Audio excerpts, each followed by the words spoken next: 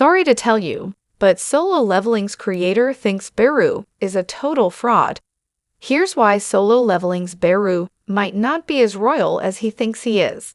The creator of the hit franchise, Chugong, recently gave an interview where he pointed out some key aspects of the character that show that the Ant King might hold himself in higher esteem than he should.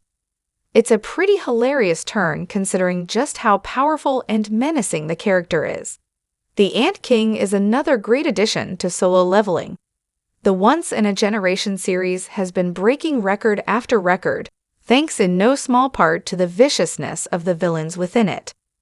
Chugong's interview doesn't speak much about the main villain of the Jeju Island arc, but what he says changes the character's trajectory.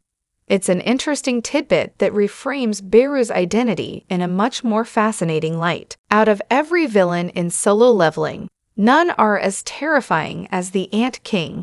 He's not the strongest villain in Solo Leveling, but the fact that the S-rank hunters of both Korea and Japan try to stand up to him only to get demolished makes him even scarier. During the Jeju Island arc, the Ant King was born. The Ant Queen wanted to make an ant strong enough to stand up to the hunters who had been killing her other children, and she succeeded. The Ant King was the strongest monster in the world since Kamish, the boss of the first ever S-rank dungeon and the monster known as humanity's greatest calamity. The Ant King made the strongest S-rank hunter in Japan, Goto Ryuji, look like a fool during their battle. If it wasn't for Jinwoo's arrival to the battlefield, he would have slaughtered all of Korea's S-rank hunters as well. Jinwoo's fight against the Ant King is the best fight in Solo Leveling.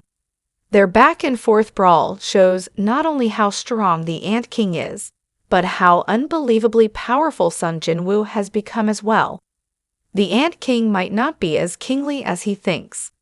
In a recent interview, Chugong said that Beru is more of an ant warrior than an ant king. He was originally an existence born to become the strongest soldier to protect the queen, and he has no obligation to propagate his own offspring or create an ant kingdom. He is far from being a king. Nevertheless, the reason I specifically gave him the title Ant King is, well, because Ant King sounds cool, doesn't it?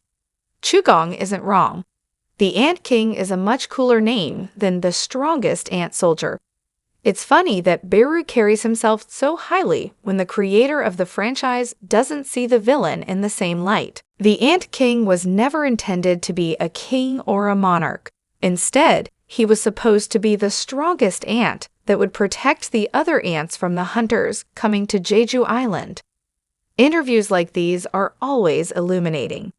It's interesting to see directly into the creator of the series' mind and get a feel for the story as he intended.